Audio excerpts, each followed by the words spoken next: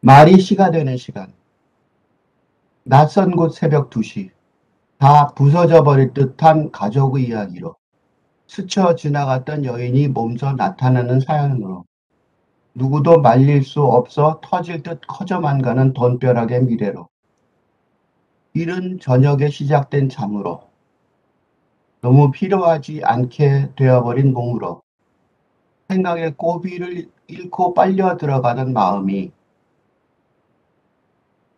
흐트러진 순백의 호텔 침대 시트 위를 다정하게 밝히고 있는 전등빛 뒤에 있을 어둠, 그리고 어둠 너머의 어둠을 드디어 만나고 인사하지 않을 수 없이 되어버리면 말, 더는 이야기로 도망가 버리지 못한다.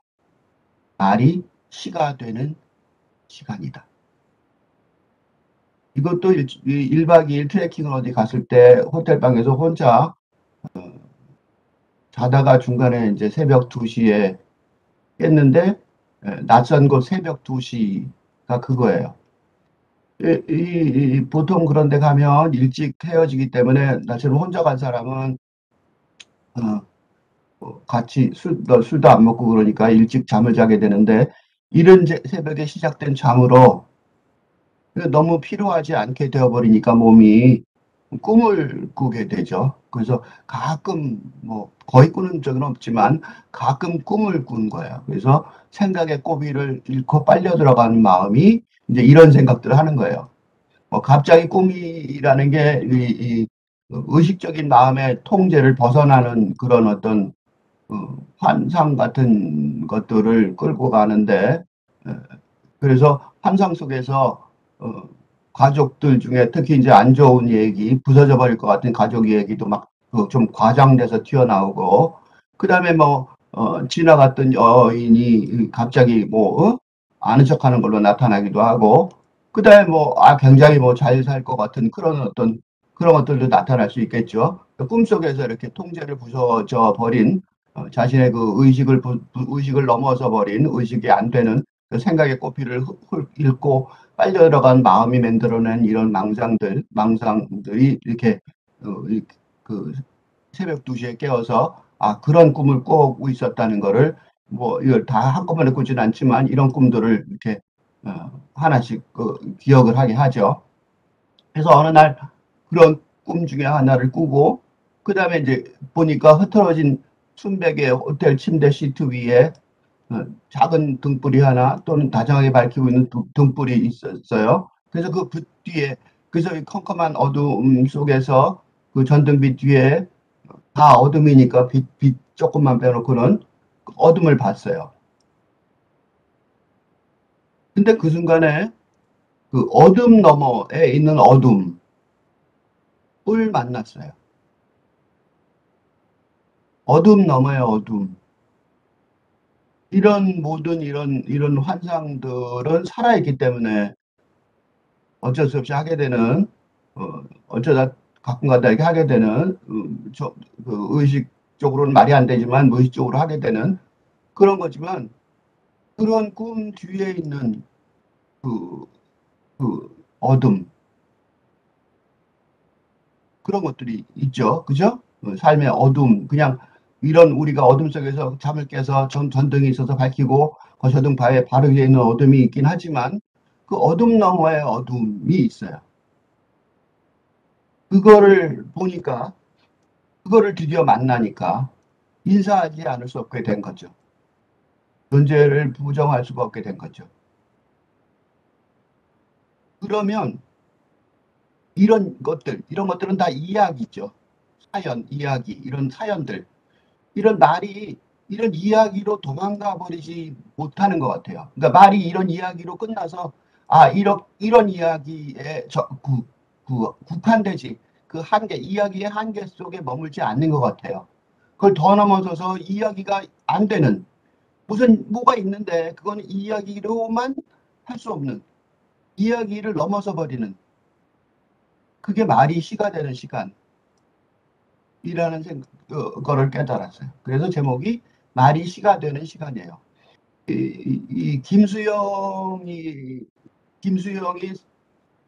그 유명한 시인이죠. 김수영이 한 말 중에 평론 여러 가지 글 중에 가장 내가 좋아하는 구절이 있는데 어, 죽음의 깊이라는 말이 단 구절이에요. 김수영이는 이 구절을 딱 한 번 썼는데 이 시에는 죽음의 깊이가 있다. 어떤 시인을 월평을 쓰면서 어떤 시인을 칭찬하면서 젊은 시인을 칭찬하면서 이 시에는 죽음의 깊이가 있다.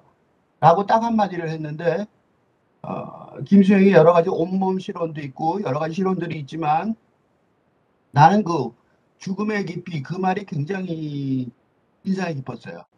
그러니까 이, 이 시라는 것이 그게 난 이 김수영의 실론 중에 어, 언젠가 내가 김수영의 시론을 쓰게 된다면 제목을 죽음의 깊이로 하고 싶은데 그거는 김수영이 했던 그 모든 것들의 어떤 핵심적인 내용이 그냥 단순한 어둠을 얘기하는 게 아닌 것 같아요.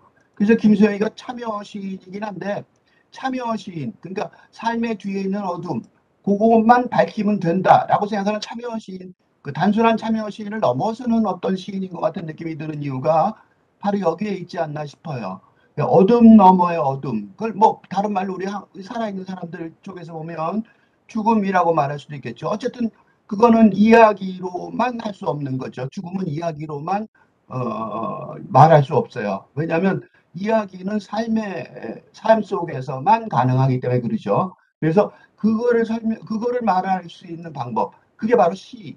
말은 말이지만 그게 시가 되어야 되는 말, 그런 상황인 거고, 그런 그 시간, 그런 시간이 시인이 되는 시간이 아닐까. 그래서 이거는 일종의 실론이기도 하지만 어, 어, 왜 내가 그리고 또 하나 더 중요한 거는 이게 일종의 실론이기도 하지만 더 중요한 거는 그냥 보통 우리가 지금 살고 있는 세상에서 이런 이야기만으로 해결이 안 되는 그런 어떤 심적인 문제, 마음의 문제가 많은데 그런 것들이 바로 그 영의 문제, 그러니까 그 살아있는 것 넘어서의 문제, 그런 문제들 이런 문제들은 그런 문제로만 그런 살아있는 현실의 문제로만 해결될 수 없으니까 이런 꿈이 꾼 거죠. 그러니까 더 그 죽음 너머의 시간, 죽음의 깊이, 그 죽음 너머의 것을 바라보는 내 속에 그럼으로써 내 영을 발견함으로써 이런 문제들을 해결되지 않을까. 시가 바로 그런 데서 기여하는 게 아닐까. 그런 생각도 같이 했어요. 한 번 더 읽겠습니다. 말이 시가 되는 시간. 낯선 곳 새벽 2시. 다 부서져 버릴 듯한 가족의 이야기로 스쳐 지나갔던 여인이 몸소 나타나는 사연으로 누구도 말릴 수 없이 터질 듯 커져만 가는 돈벼락의 미래로 이른 저녁에 시작된 잠으로 너무 피로하지는 않게 되어버린 몸으로 생각의 고비를 잃고 빨려 들어가는 마음이 틀어진 순백의 호텔 침대 시트 위를 다정하게 밝히고 있는 전등빛 뒤에 있을 어둠, 그리고 어둠 너머의 어둠을 드디어 만나고 인사하지 않을 수 없이 되어버리면 더는 이야기로 도망가 버리지 못한다. 말이 시가 되는 시간이다.